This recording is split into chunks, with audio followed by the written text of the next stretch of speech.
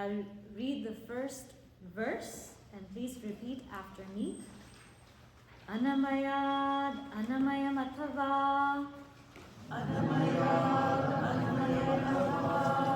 chaitanyameva chaitanyat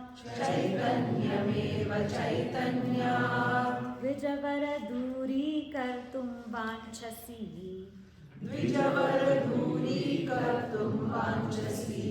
kim bruhi gaccha gaccheti. This we can chant together. Verse number 2. Kim gangam buni bimbitem varamano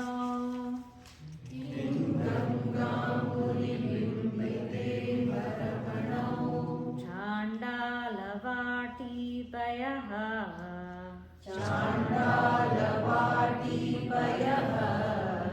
pure chantaramasti kanchana ghati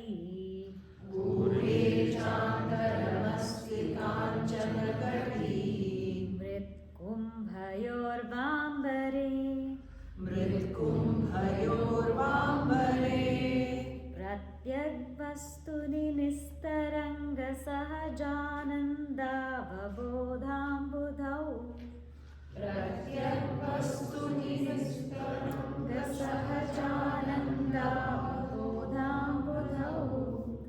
Viproyam shvapachoyamithyapi mahan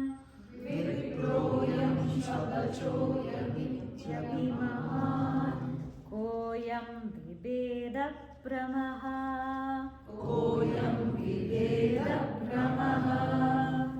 So yesterday we saw that Adi Shankaracharya ji had gone for a bath. And he came out and he was all clean, and there was a chandala, somebody who cremates dead bodies, in front of him with 4 dogs. And he was in Kashi and the road was very narrow. So Adi Shankaracharya ji said, Gaccha, gaccha, move, move. And the chandala said, who should move from who? How can you ask matter to move from matter? How can you ask consciousness to move from consciousness? They are one and the same. Who is to move from who? And further, this chandala said, isn't the reflection of the sun in the Ganga the same as the reflection of the sun in a dirty ditch? Because they are the same sun. Isn't the space in the pot that is gold and the space in a pot that is clay, isn't it the same space? Because there's only one space, you can't divide it. So who is to move from who? Our nature is that Sat Chit Ananda. It is that one pure consciousness. So there's only one. What is the difference between us? This is how the Chandala spoke to Adi Shankaracharya ji. And yesterday's session, we examined this very carefully. That essentially we are one, but experientially we appear to be different. Essentially, our bodies are all made up of food and 5 elements, but experientially we see some bodies to be tall and short and fat and thin. Essentially, we are that same consciousness within. Essentially. But experientially, we appear to have different personalities. We appear, but we are the same consciousness within.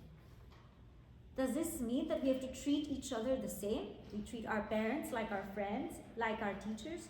No. What we saw yesterday was very clear that the vision should be of oneness, but our action should be of dharma. We should interact with everybody from a dharmic perspective, coming from a vision of oneness and never from hate. And the example given was Sri Rama. He came from a vision of oneness, and even if he had Ravana, he did not say to Ravana, everything is Brahman, we don't need to fight.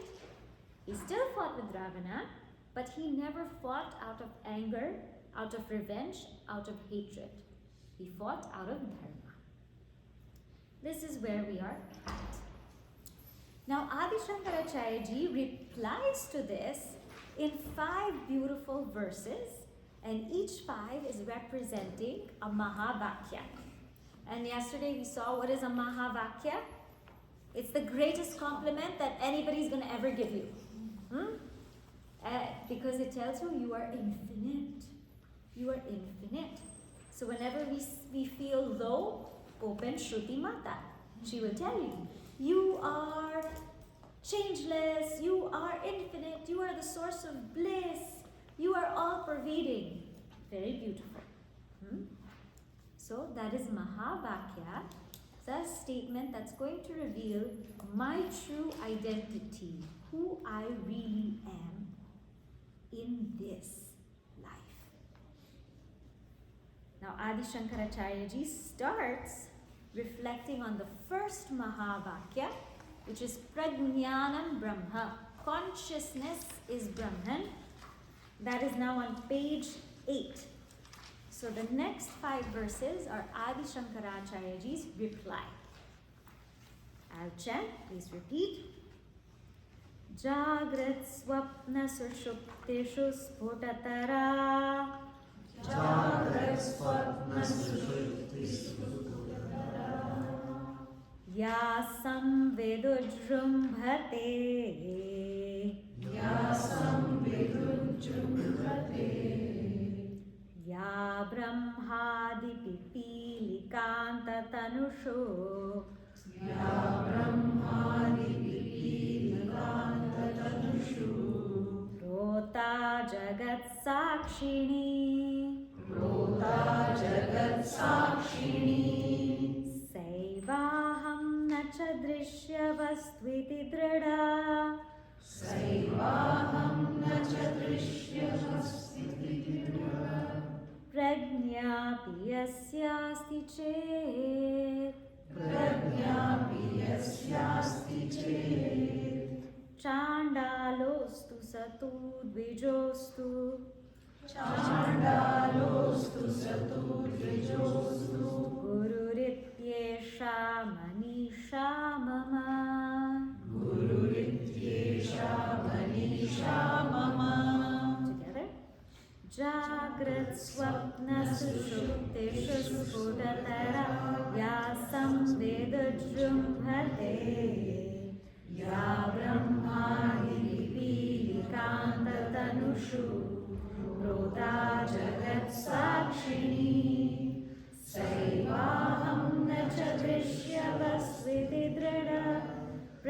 प्रज्ञापि यस्यास्ति चेत् चाण्डालोऽस्तु चतुर्द्विजोऽस्तु गुरुरित्येषा मनीषा मम. So what does Adi Shankaracharya say? This is my Manisha. Manisha means my deep conviction. Mama Manisha. I'm looking at the last line. This is my deep conviction. What is my deep conviction? That the one who has realized this truth is my Guru. The one who has realized this truth, that ultimate truth, is my Guru. And that person can be a Chandala. It can be somebody who's burning bodies. It can be somebody who's a Shwapacha, who's cooking and eating dogs. But if that person has realized the truth, that person is my Guru. Who has realized the truth? Somebody who has Drida Prajna. So he says in the last line, my conviction is this is my Guru. It can be somebody who's burning bodies in a cremation ground, or it can be somebody who is like a Brahmana. It can be anybody, but that person has to have Drida Prajna. Drida Prajna means firm knowledge in this truth. Then I take that person to be my Guru. First, let us see what the truth is, then we will see firm knowledge in it. What is the truth? It's being described now in the lines 1 and 2. Jagrat Swapna Sushuptishu. These words are familiar?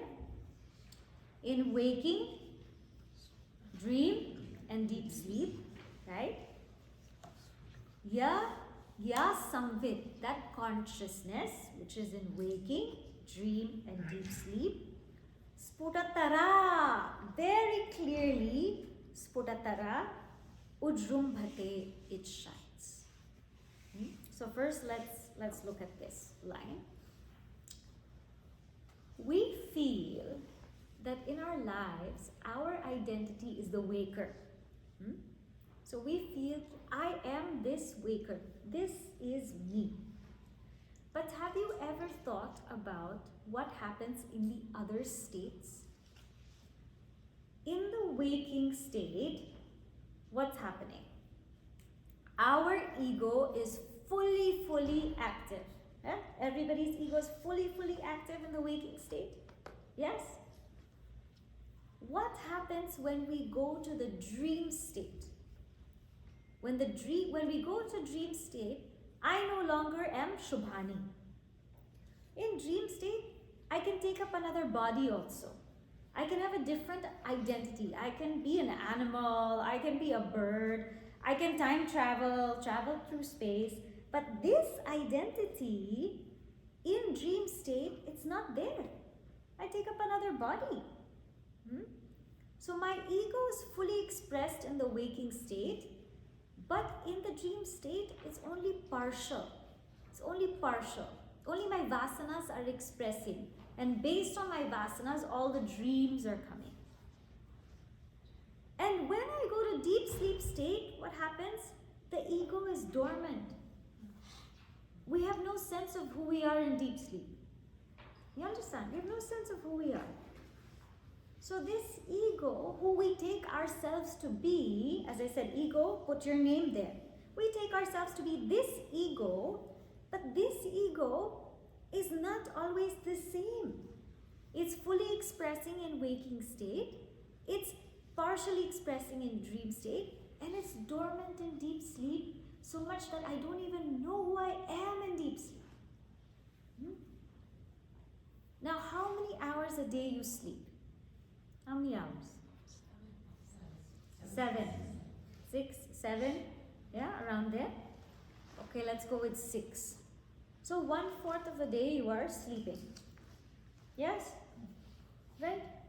So let us say you are about, let us say 48 years old. Let's say you're 48 years old. So how many years have you been sleeping? 1/4.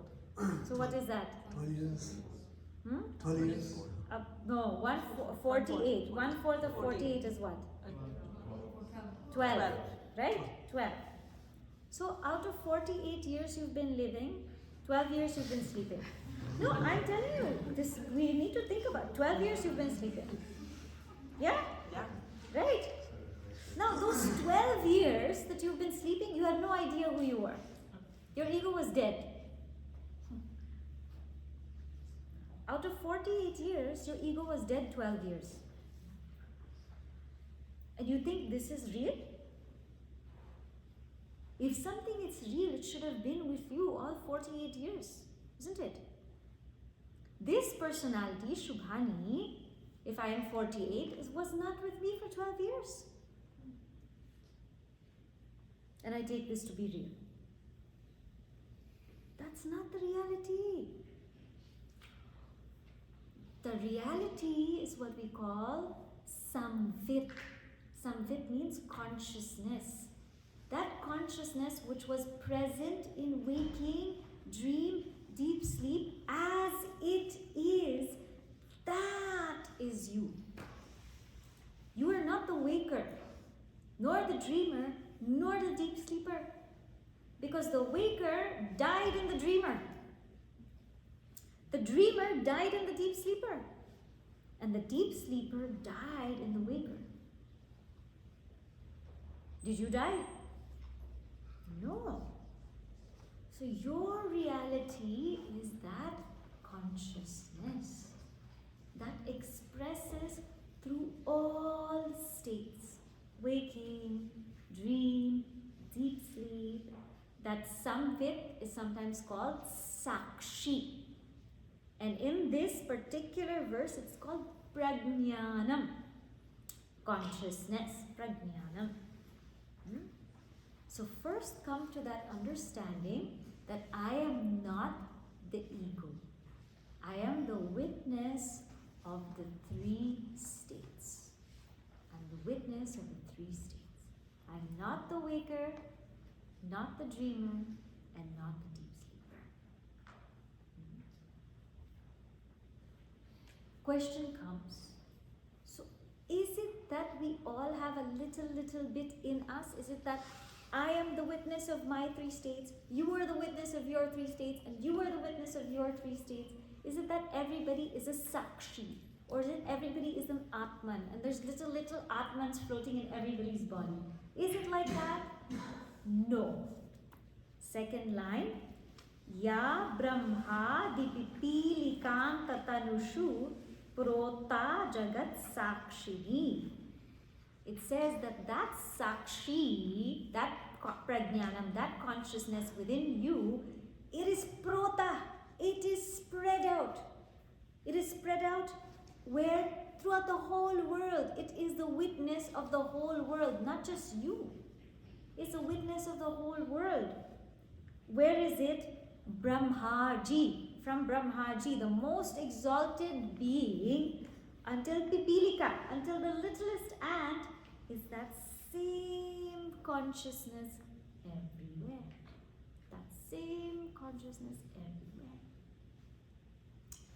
How is it the same? See, it's easy to go in and say, okay, I am the witness of three states. This is a little easier. But I am the witness of everything, that's a jump, isn't it? Now, how is it a jump? See, what we require first is, we require this distinction and then falsification. It's 2 steps. So the first step is distinction. Make a distinction and come to the fact that I am the witness. But the second stage is falsification. So I come to the fact that I am the witness of the body, of the mind, of the intellect. But remember, what is the body? What is the mind? What is the intellect? The body, mind, and intellect are actually nothing but consciousness. It is not a real thing. It is just consciousness. How do you mean? I mean this. example of the clay, right? So clay can become a pot. Clay can become a pitcher. Clay can become a glass. You see this? Yes? Clay is a pot, a pitcher. Clay is a glass. Now, how many things are there? Pot, pitcher, glass. How many things are there? Are you sure there are 3? How many say 4? How many say 3? How many say 1? How many say 1? Because you know that's the right answer, but you're not sure. Okay, so here we go. Pot, pitcher, glass. What is happening here? If you extract clay from the pot, where is pot? There's no pot. Huh? If you extract clay from the pitcher, where is pitcher? If you extract clay from the glass, where is the glass? It's not there. But the pot is a new name and a new form. A pitcher is a new name and a new form. A glass is a new name and a new form. But get this straight, it's not a new substance. So it's just clay. It's clay. If you take out clay, what will happen? New name, new form does not mean new substance. Body, name, form does not mean different substance. Understand? Everything is consciousness. Somebody is a pot, somebody is a pitcher, somebody is a glass. You take out consciousness, we will all crumble. Therefore, there is only one, because these forms and names are not absolutely real. They cannot exist without consciousness. So there is only one. So we have to do that distinction and then falsification. It's a little subtle, but this is what it is. So the first line is pointing out to Prajnaanam. The second line is pointing out to Brahma. Okay, Adi Shankaracharya ji, can you tell me little bit deeper? So what? Our main thing here is, if okay, Prajnaanam Brahma, now what will I do in my daily life? Nah? So Adi Shankaracharya ji says, Sa eva aham. Sa eva aham. That is me. In the third line, Nacha drishya vastu. I am that and not something seen. I am not the drishya vastu. Okay. So if I want to understand how this knowledge can relate or benefit me in this life, see this whole world. First, you divide it into seer and seen. Whole world can just be divided into 2. We don't need any more divisions. Seer and seen. So I am the seer, this is the seen. Okay? Now we'll start from very basic. This book is seen? Yes. Agreed? Yes. My eyes are the seer. So it's different, correct? The seen is different from the seer. Yes? My eyes are seen and the mind is the seer. They're different. Seen is different from seer. My thoughts are seen and my self, that consciousness, is the seer. They are different. Right? So the seer is different from the seen. This is clear? So I am different from my, is this body seen? Yes. Therefore I am different from it. Are my thoughts seen? Yes. Therefore I am different from it. Yeah?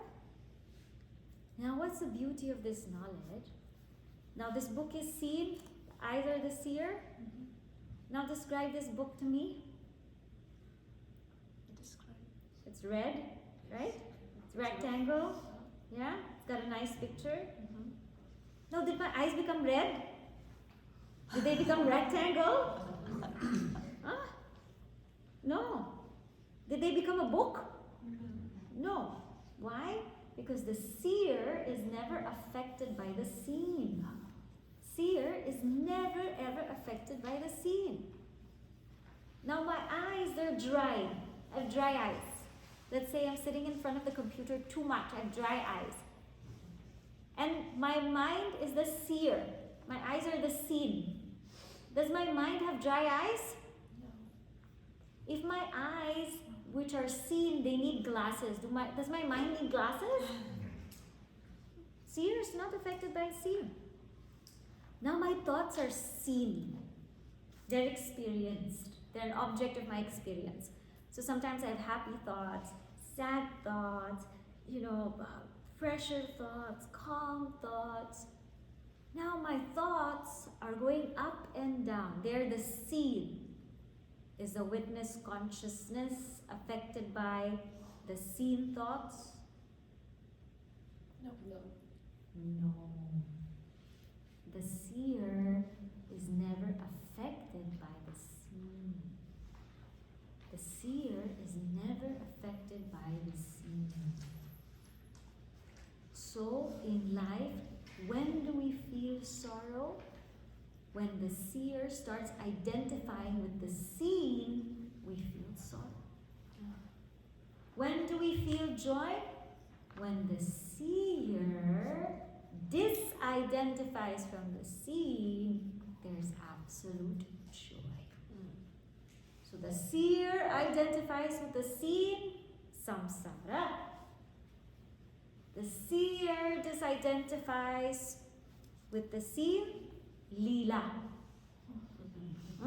Two ways of life. Identify with the seen, samsara. Disidentify from the seen, Leela. It's a play. Let it go on. What's the big deal? Right? That is a knowledge. One great Mahatma said, Did you ever experience sadness? He asked somebody. He said, yeah, I experienced sadness. If you experience sadness, then you were never sad. Yeah? Think about it. If you are aware of your sadness, that means you are not sad. Right? Yeah? I'm aware of this book. Did I become this book? I'm aware of this microphone. Did I become this microphone? I'm aware of sadness. Did I become sadness? No. Actually, it's impossible to become sad. It's actually really impossible. Sadness, the feeling of sadness, and even the feeling of joy is a mistake.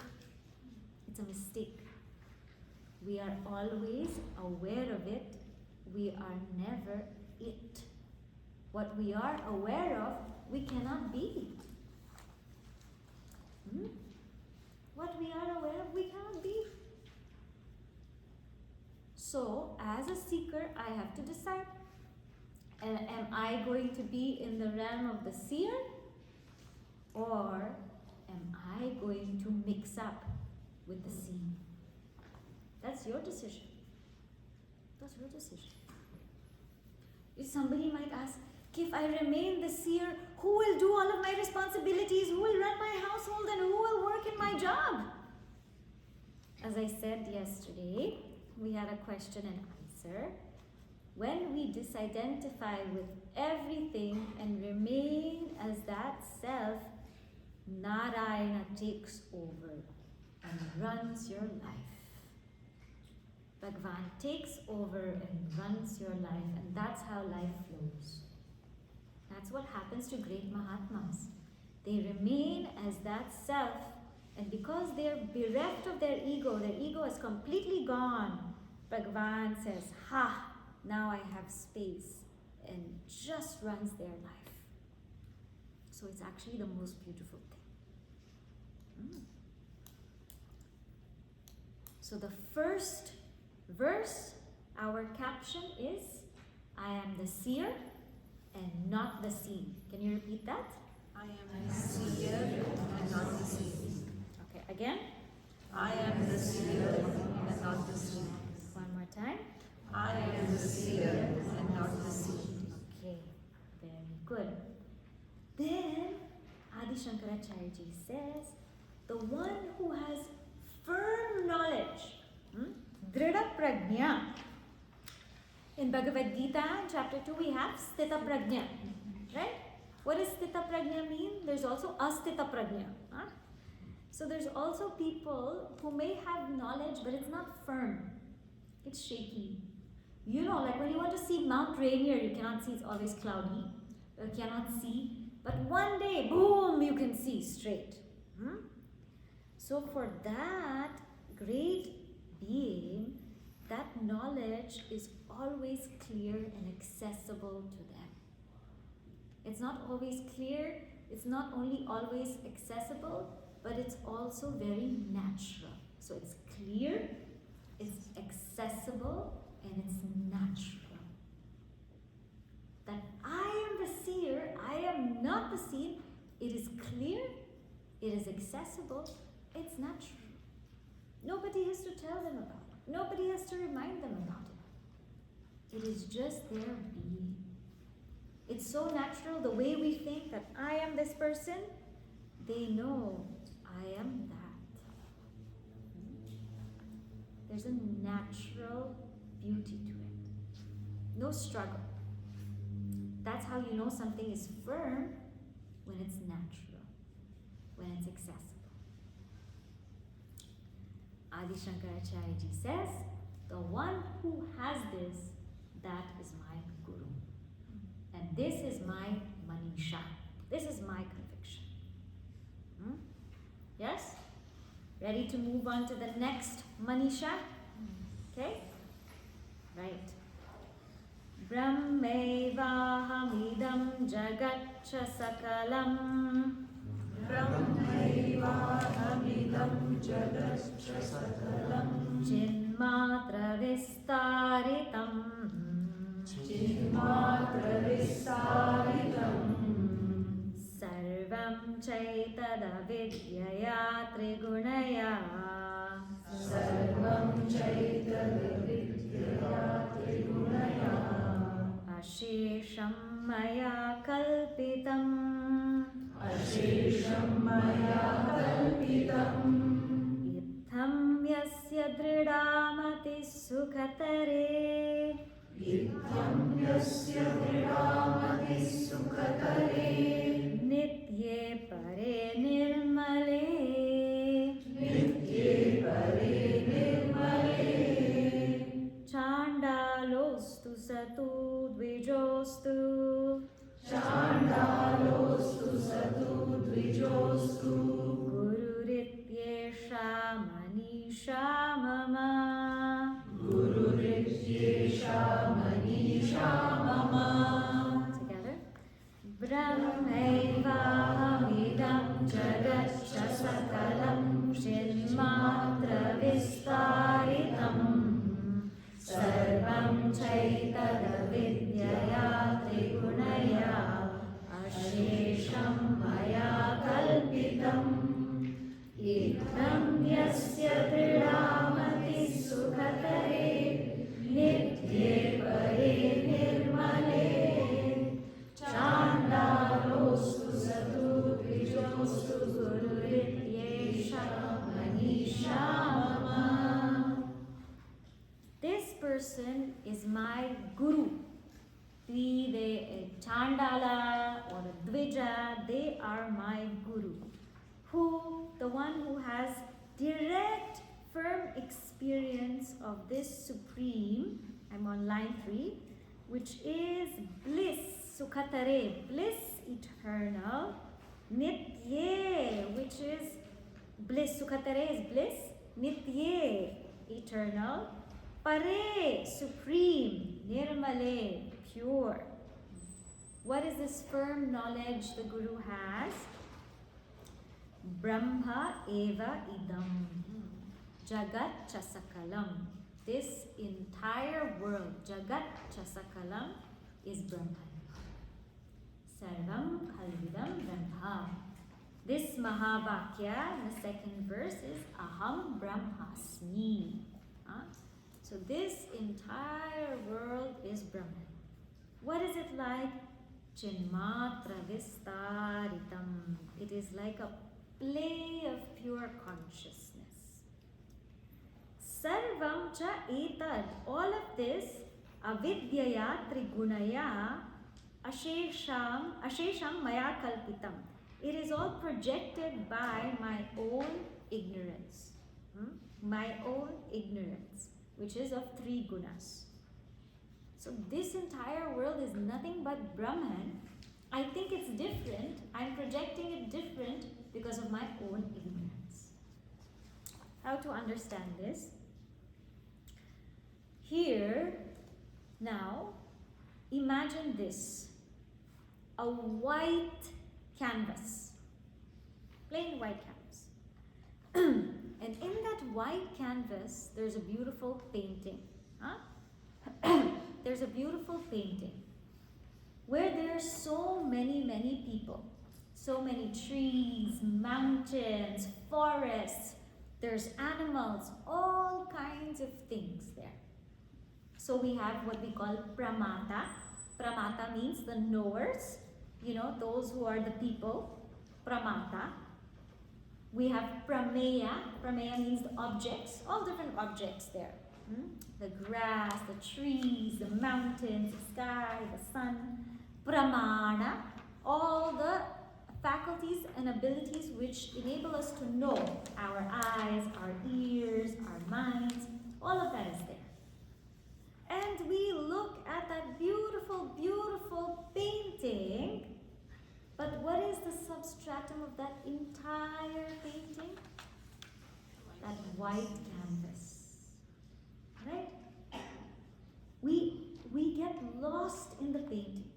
We get lost in the names and the forms of that painting, and we have so much attachment to the names and the forms, but actually everything is the white canvas.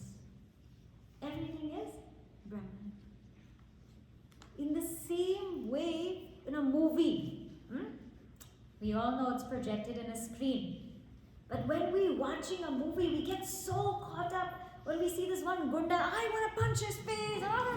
We get so caught up. And if there's a scene that's so sad, we also cry. It's just a screen, isn't it? It's just light, sounds. They're just projecting upon a screen.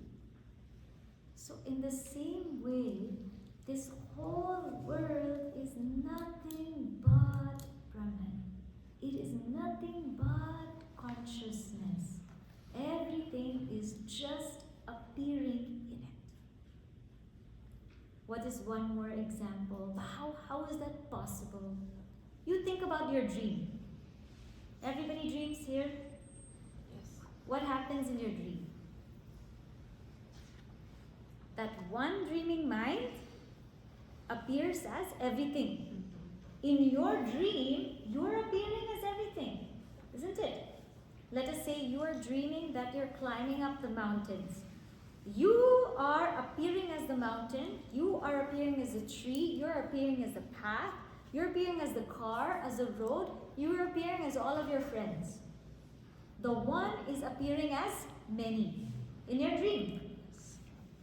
That one is appearing as both living and non-living. Correct? You're appearing as a mountain also. The one is appearing inside and outside.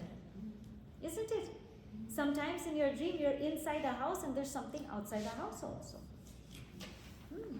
So one is appearing as many. One is appearing as living and non-living. One is appearing as inside and outside. One is appearing as everything. Chinmatra vistaritam. And when you wake up, what do you realize? Oh, it was all a dream. It was all a dream. It was just me. Just me. The way our dreaming mind projects a whole dream world is the exact same way that consciousness appears as this entire world. The same way that our dreaming mind appears as the entire dream, consciousness appears as this entire world. consciousness appears as this entire body. It's Chinmatra Vistaritam.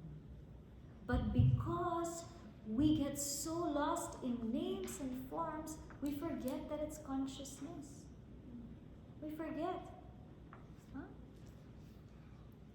What happens? What's the difference between the vision of us and the vision of an enlightened being? We bring the example again of gold necklace, bracelet, earring. How much we value it. When we buy a nice gold bracelet, we make sure everybody can see it. You wear something so that everybody can see that I have a new gold bracelet or I have a new gold watch. You should see that I lift my sleeves a little bit. Or if it's a new gold earring, I make sure my hair is in such a way that you can see my ears. Otherwise, you should see. You should see it. So we are stuck on this names and forms. We are stuck in these names and forms that when we see something, all we're thinking about the value, the compliments we'll get, what's the shape, what's the form, how many carats, and all they're seeing is gold. For us, name and form shines in front. That's why all the divisions happen, all the sorrow happens, all the attachment happens, because we are looking at name and form. But for them, gold or the substance shines in front. That's the difference. So that's why it says, because of avidya, we are projecting and getting lost in all of these differences. They are understanding that there is a one underlying canvas in which everything is appearing. There was a family, a nice family, and they had gone on a picnic. Okay, so one family, they went on a picnic, and the family had 3 children. So the father and mother took them to a picnic, and they were all very happy. Okay, we're going for a picnic, And in that picnic, the mother bought animal crackers. Yes, animal crackers. She bought for everybody. Now, the youngest one, Chotu, he got an elephant. Okay, elephant, animal cracker. Okay. Then the middle, her name is Varsha. She got a horse. Okay. And the oldest one, his name is Surya. He got a fish. So they're sitting there arguing that the elephant is better. Elephant is the best. Chotu said, elephant. Varsha said, no, the horse is the best. Then the older one said, no, the fish is the best. And they started arguing that this animal cracker is the best, this animal cracker is the best. And the parents are saying, it's just the animal crackers. And they said, yes, but this shape is the best. And the mother said, everybody close your eyes. And she put each of the animal crackers in their mouth. She said, keep quiet, put the cracker in your mouth, and chew. Tell me what you taste. And they said, oh, it's very sweet. She said, it is sweetness. Forget about the elephant, forget about the horse, forget about the fish. Pay attention to the sweetness. All of them are sweet. So who are those children? Yeah, right? We're paying attention to all the names, all the forms, and fighting over names and forms. But where's the attention of those who are enlightened? Sweetness. That doesn't mean they don't see names and forms. But please keep going back to where we started yesterday. The vision is of oneness. And from that vision, then they interact with everybody in the right way without any attachment. The one who has this firm knowledge that I am the canvas and this world is a painting, that person is my Guru, Adi Shankaracharya says. So what's the second one? I am the canvas and the world is a painting. So just repeat that. I am the canvas, the world is a painting. I am the canvas, the world is a painting. I am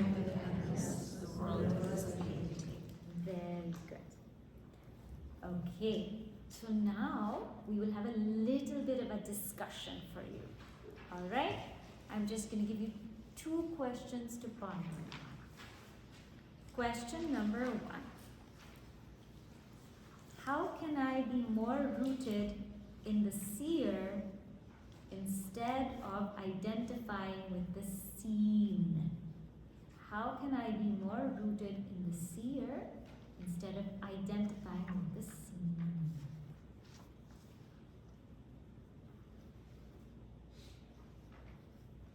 Question number 2.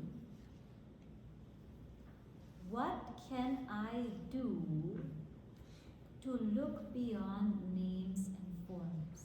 What can I do not to get too caught up in names and forms